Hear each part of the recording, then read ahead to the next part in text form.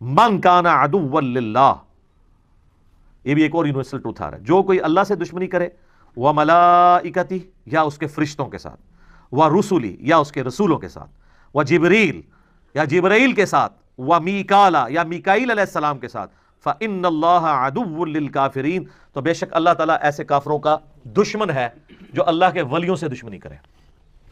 اس کے کانٹیکسٹ میں وہ بخاری کی ایک حدیث بھی ہے کہ اللہ تعالیٰ فرماتا ہے جو میرے ولی سے دشمنی کرے میرا اس کے خلاف اعلان جنگ ہے،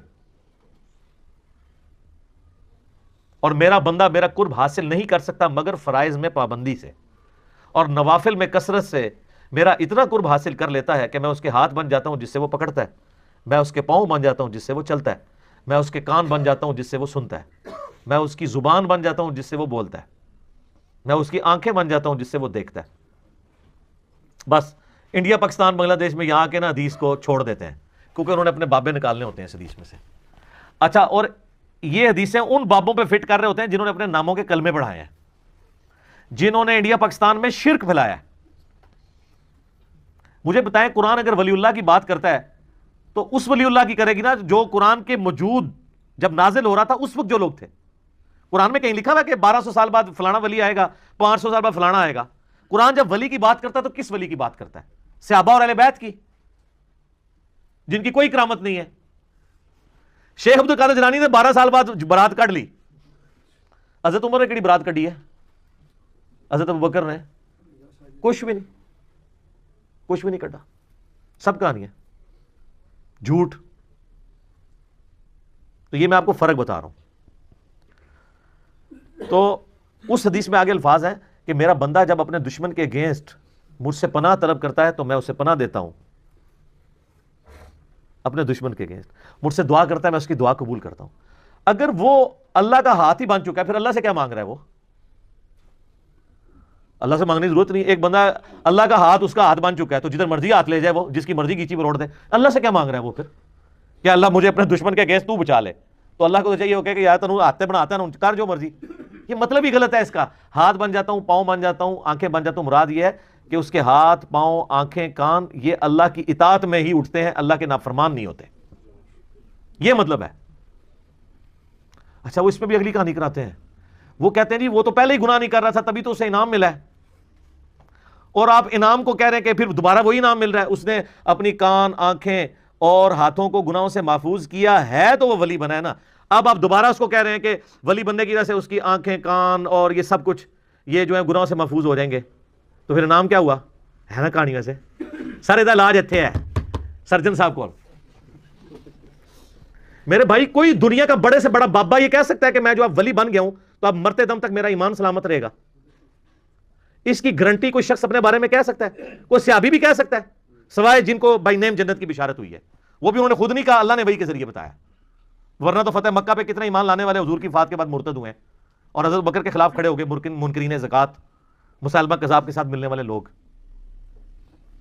تو مراد یہ ہے کہ جو بندہ اعمال میں استقامت کرتا ہے نا، میں اس کی آنکھیں بن جاتا ہوں، کان بن جاتا ہوں، ہاتھ بن جاتا ہوں، یعنی اللہ تعالیٰ پھر اس کو یہ انعام دیتا ہے کہ اب میرا اسپیشل پروٹوکول ہے تیرے ساتھ، پہلے تو تو نے اپنی ایفرٹ سے یہ کام کیے تھے نا، اب میری تائید تیرے ساتھ ہوگی کہ میں تجھے یہ تائید کروں گا کہ آندہ کبھی تو برائی کی طرف جانے بھی لگا نا تیرا میں ہاتھ پکڑ لیا کروں گا، جیسے کہ یوسف علیہ السلام کا پکڑا۔ قرآن میں الفاظ ہیں یوسف بھی اس عورت کا قصد کر لیتا اگر اللہ کی برہان نہ دیکھتا۔ تو تسی کہڑے اپنے آپ کو بڑا بڑا سمجھتے ہو اور اللہ سے بے نیاز سمجھتے ہو؟ یوسف تو پیغمبر تھے، وہ بے نیاز نہیں ہے اللہ سے، تو بابا کون سا بے نیاز ہو سکتا ہے اللہ سے؟ تو اس کا مطلب یہ ہے ہاتھ بن جاتا ہوں، پاؤں بن جاتا ہوں۔ اور یہ تو ہمارا حضور کے بارے میں عقیدہ نہیں ہے کہ آپ کی زبان جو ہے وہ اللہ کی زبان ہے۔ ہم یہ کہتے ہیں کہ آپ کی زبان پر اللہ کا کلام جاری ہوتا ہے، وما ينطق عن الهوى ان هو الا وحی یوحى۔ نبی علیہ السلام وہ کہتے ہیں جو اللہ وحی کرتا ہے ان کے اوپر۔ یہ قرآن میں جو ہے نا کہ ان پر اللہ کا ہاتھ تھا، جب نبی علیہ السلام بیعت کر رہے تھے تو اللہ کا ہاتھ مراد یہ کہ گویا نبی کی بیعت اللہ کی بیعت ہے، فزیکل ہاتھ نہیں۔ کیونکہ قرآن میں ہے من یطیع الرسول فقد اطاع اللہ، جس نے رسول اللہ کی اطاعت کی اس نے اللہ کی اطاعت کی۔ تو جو چیزیں بالمفہوم اور با محاورہ ہوتی ہیں اس کو فزیکل معنی یہ پہنا دیتے ہیں اور آگے کہانیاں کراتے ہیں۔ تو اللہ تعالیٰ فرماتا ہے کہ جو کوئی دشمنی کرے گا اللہ کے ساتھ، اس کے فرشتوں کے ساتھ، جبرائیل کے ساتھ، میکائیل کے ساتھ، تو اللہ تعالیٰ ایسے کافروں کا دشمن ہے۔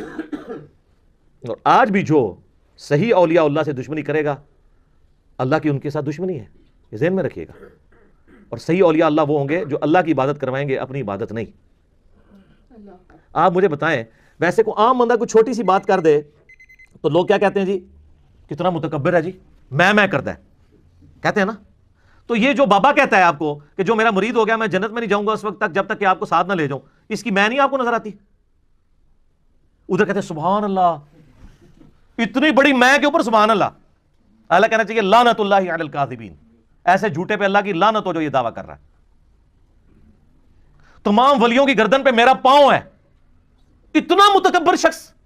کیا ابو بکر نے کبھی کہا ہے کہ ساری امت کی گردن پہ میرا پاؤں ہے؟ آپ کا بابا کہتا ہے، آپ کہتے ہیں سبحان اللہ۔